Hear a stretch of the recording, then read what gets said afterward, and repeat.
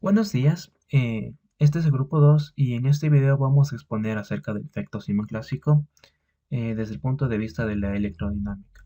Para empezar, comenzamos introduciendo el efecto Zeeman normal, que se estudia por medio de la espectroscopía y de la mecánica cuántica. En la espectroscopía se tiene pues espectros de emisión. En este caso, por ejemplo, mostramos el espectro de neón. Cada una de estas franjas corresponden a transiciones de energía entre los niveles de energía que se tenga del átomo. Estas transiciones generan radiación, o sea, fotones, y cuáles están representadas en este margen. Cuando se tiene un campo magnético externo fuerte, este espectro cambia. Y esto se debe a que, bueno, para empezar, el átomo va a tener un momento dipolar magnético, el cual está relacionado con el momento angular y el cual está cuantizado. Por tanto, este momento dipolar está cuantizado y cuando se aplica un campo magnético externo sobre este campo, este momento dipolar, este no va a poder alinearse con el campo magnético, sino que va a comenzar a precisionar. Y esta precisión hace que se tenga un cambio en la energía potencial y por tanto un cambio en los niveles de energía. Y esto generará que se tengan otros niveles de energía, los cuales generarán otras franjas, aparte de las que se tenían cuando no había campo magnético. Estudiando esto desde la electrodinámica, bueno, primero se comienza con la radiación, lo cual está relacionada con los potenciales electrodinámicos, los potenciales eléctrico y magnético retardados. El campo eléctrico, debido a esto, va a estar dado de esta forma, en donde este tiempo es el tiempo retardado, y lo cual implica que, bueno, sobre una posición en un tiempo determinado, el efecto que se tenga en ese punto va a estar dado por un tiempo anterior, y esto se debe a que, bueno, la información no viaja de manera instantánea, sino que viaja con la velocidad de la luz, por tanto se va a tener un pequeño retardo, ¿ya? Por otro lado, si se estudia un electrón que gira alrededor de un punto, el cual va a estar a una distancia r desde el centro, este electrón va a comenzar a girar y va a comenzar a escribir un movimiento armónico, el cual va a ser escrito por esta fuerza. Eh, Además, podemos describir el movimiento de este electrón por un vector r unitario, el cual va a seguir a este electrón y va a describir una elipse sobre un plano que es perpendicular a esta distancia. Esto genera que, bueno, se tenga este vector unitario y este campo eléctrico, el cual depende de coseno y seno, lo cual nos da a entender que se tiene una forma elipsoidal. Esto nos sugiere que se tiene una polarización igual que lo que se tiene de esta forma, en la que, bueno, la luz se transmite, ¿no es cierto? Y el campo eléctrico va variando de manera elipsoidal. Entonces se tiene lo mismo en el caso anterior. Por lo tanto, va a haber una emisión de radiación, va a haber una emisión de luz debido a la rotación de esta carga. Muy bien, ahora la polarización va a depender de la orientación que tenga el electrón con respecto al observador. Pero sin embargo, si tenemos un gas en el cual tenga muchos átomos y en el cual no haya fuerzas externas, es obvio que cada uno de esos átomos va a tener una polarización diferente porque van a estar orientados de distinta forma para un mismo observador, ¿ya? Sin embargo, la frecuencia, la radiación que estos emiten va a ser la misma para un mismo, digamos, una misma franja. Entonces se va a tener un espectro en el cual la radiación que se tenga va a corresponder a estas frecuencias. Sin embargo, como estas polarizaciones van a estar orientadas de manera arbitraria, en general para todo el gas, se dice que la emisión de luz de este gas no está polarizada. Cuando hablamos del efecto Zeeman, estamos tomando un gas que sea un medio isótropo. ¿Qué significa que sea isótropo? Que no importa la dirección en la cual nosotros veamos, este gas se va a ver igual, es decir, va a tener una simetría en todas las direcciones. Pero ¿qué pasa cuando nosotros aplicamos un campo magnético uniforme? a este gas? Pues lo que nosotros vamos a hacer es romper esta simetría. ¿Qué es lo que sucede? Que ahora nosotros vamos a dibujar una línea donde está pasando el campo magnético y perpendicular a ella la vamos a escoger un plano. ¿Ya? ¿Qué es lo que vamos a tener? Que nosotros vamos a tener dos direcciones posibles donde se produzcan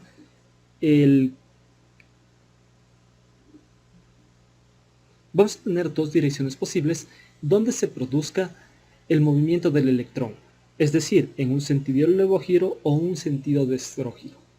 ¿Ya? Y cada una de estas depende de una frecuencia normal que nosotros vamos a llamar omega sub 0. ¿Qué pasa? Que nosotros para poder analizar esto podemos verlo como un oscilador armónico, donde nosotros al oscilador armónico vamos a agregar un campo magnético aplicado. Nosotros recordamos que para el oscilador armónico tenemos la fuerza de Hooke, la cual es la fuerza igual a menos omega sub 0 al cuadrado por R. Donde nosotros tenemos que la aceleración para este oscilador armónico van a ser omega sub 0 al cuadrado por X, por Y o por Z, cada una en cada una de las direcciones. En este caso nosotros vamos a tomar también un campo magnético, el cual va a estar en una dirección Z. De esta manera nosotros tenemos justamente que el campo magnético en Z y además nosotros poseemos las dos direcciones perpendiculares que van a ser en X y Y. De esta nosotros podemos obtener también la fuerza de Lorentz que está determinada de esta manera.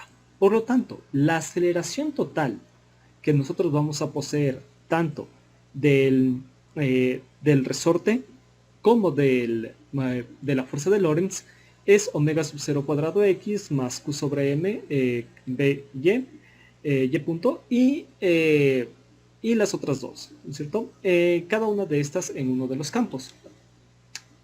Ahora, si nosotros tomamos en cuenta esto, nosotros vemos que vamos a tener tres modos normales que nosotros vamos a ponerlos como omega más, omega menos y omega sub 0. Omega sub 0 va a ser el que esté puesto en el centro de nuestra línea espectral. ¿Por qué? Porque nuestra frecuencia omega sub 0 coincide con la frecuencia normal. Pero los otros dos modos, si podemos ver, es un omega sub 0 más o un omega sub 0 menos un determinado valor. Estos modos normales, por lo tanto, van a estar determinados de esta manera, omega más, omega menos. ¿Ya?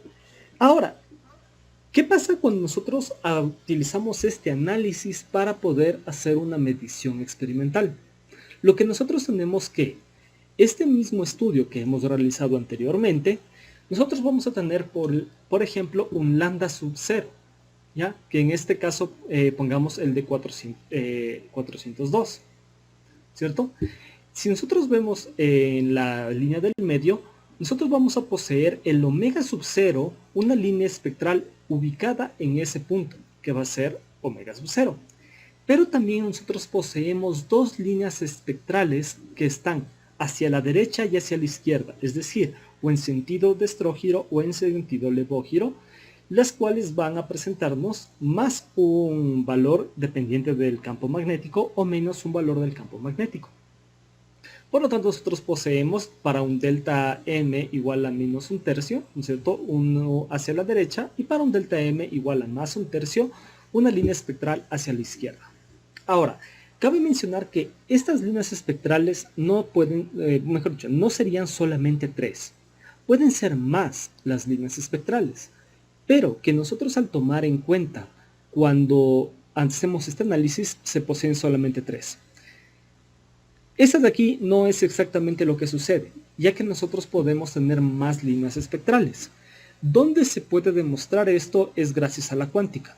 En la cuántica nosotros poseemos que para poder estudiar las líneas espectrales tenemos que analizar cuánto el número magnético del átomo. Y este número magnético es el que en verdad nos va a dar el número de líneas espectrales que nosotros podemos poseer. En este caso, si nosotros poseemos solamente tres, lo que nosotros estamos hablando es del salto de un orbital S a un P o viceversa, que este salto se va a producir por el campo magnético aplicado. Pero en este caso, con el análisis que nosotros hemos tenido para el caso clásico, podemos ver esta distinción, que nosotros vamos a tener simplemente una separación de las líneas espectrales debido al campo magnético, en este caso 3. Muchas gracias. Bueno, una vez ya terminado la teoría, pues se procede al experimento. Y se tiene el siguiente esquema experimental. Desde acá, en la parte A, lo que se tiene es una lámpara de neo que está dando lógicamente un haz de neo. Ya este B viene a ser un electromagneto. ¿Por qué un electromagneto? Pues porque variando la corriente podemos variar el campo magnético y esto es muy útil para tratar de... Esto es muy útil para los experimentos. Estos C vendrían a ser los... Bueno, estos son lentes colimadores aquí. Y este es el interferómetro fabricado. Aquí la luz incidental. ¿Por qué es importante un interferómetro fabricado? Bueno, aunque se dijo que las líneas por el efecto Zeeman del espectro se van a dividir, pues esta variación sigue siendo el orden de Lorentz Armstrong o tal vez menor, por lo cual resulta muy difícil verlos. Entonces se aprovecha el interferómetro de Fabry-Perot, donde se sabe que entre estas dos placas por las múltiples reflexiones y transmisiones se van a tener en determinados puntos interferencia constructiva, y esta interferencia constructiva sucede en una relación con la longitud de onda. Entonces, viendo los puntos de máximos, se puede saber a qué longitud de onda pertenece y en realidad qué puntos se han dividido. Nótese que todo este montaje después del B es solo para poder visualizar el efecto. El efecto ya se da acá. En efecto, las líneas en este punto están divididas, pero no lo podemos visualizar. Ya, bueno, esta es la entrada del espectrómetro, el D. Estos son dos lentes y esto es un prisma. Esto es para visualización igualmente. Para poder expandir un poco. Y finalmente llega H. H vendría a ser la cámara, que de hecho no se muestra acá. Obviamente no es que se puede ir con una regla y medir así nomás, ya se tiene la tecnología y cuenta necesaria y un software apropiado para este estudio. Bueno, continuando. Para la calibración, aparte de que lógicamente tiene que ver que los lentes se encuentren de la forma adecuada, igualmente el prisma, se requiere calibrar el imán, bueno, el electroimán. Para esto se tiene que ver que esté en cero. Entonces, ¿cómo se hace? Pues mediante la prueba Hall. Como la prueba Hall, lógicamente está relacionado con el efecto Hall, lo que nos dice que una corriente en presencia de campo magnético, los electrones van a tender a irse a un borde, y esto es por fuerza de Lorentz. Que hay algunas consideraciones importantes, pues para ver que esté en cero, primero se necesita que la prueba Hall se encuentre paralela al campo magnético terrestre, porque estaría una interferencia de experimento, y de ahí se comenzaría a mover estos perillos de campo hasta que nos dé un valor de cero, asegurando que efectivamente iniciamos en cero. Bueno, sobre los resultados. Ya las líneas resultantes, este valor delta M, que está relacionado con el campo magnético, nótese cómo a medida que aumenta los líneas, al inicio se tiene una línea única, pero en cuanto aumenta el delta M se comienza a dividir las líneas, y de hecho las líneas comienzan a tener mayor espacio entre ellas. Esto se debe a una proporcionalidad al campo magnético, es decir, que a mayor campo, pues la emisión del efecto Zeeman va a ser un poco mayor. Aquí tenemos el caso específico de uno.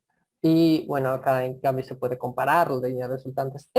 Lo correspondiente a, serían las líneas que obtendrían normalmente al pasar un espectro por el interferómetro y otras cosas. Y estas son cuando se da el efecto Zeeman, al tener un campo magnético. Nótese que estas líneas únicas se dividen en otras líneas, pero que estas líneas son continuas. Se ven aquí unos determinados puntos, y estos puntos indicarían los máximos. ¿Y por qué es importante saber que son un número finito de líneas y no un conjunto grande de líneas? Pues porque esto en realidad nos habla sobre la cuantización. Aunque el electromagnetismo de Maxwell ya era cuantizado, mucha de la física no lo era. Entonces, ese tiempo cuando se descubrió el efecto, esto fue una gran sorpresa. Igualmente, esta interacción entre espectros y campos magnéticos tuvo mucho peso aún después de la teoría de Schrödinger, que solo parecía tres números cuánticos, el número m, para descubrir el spin. ¿Por qué? Porque al hacer incidir un hidrógeno en su estado base, normalmente, pues según este efecto no debería tener interacción, porque su valor de m vendría a ser cero. Pero ¿qué ocurre? Que sí tuvo interacción, y eso nos da el nacimiento de lo que se conoce como spin. Otro, otro valor asociado a los electrones, que puede ser más uno, más un medio o menos un medio. Y eso sería todo. Muchas gracias.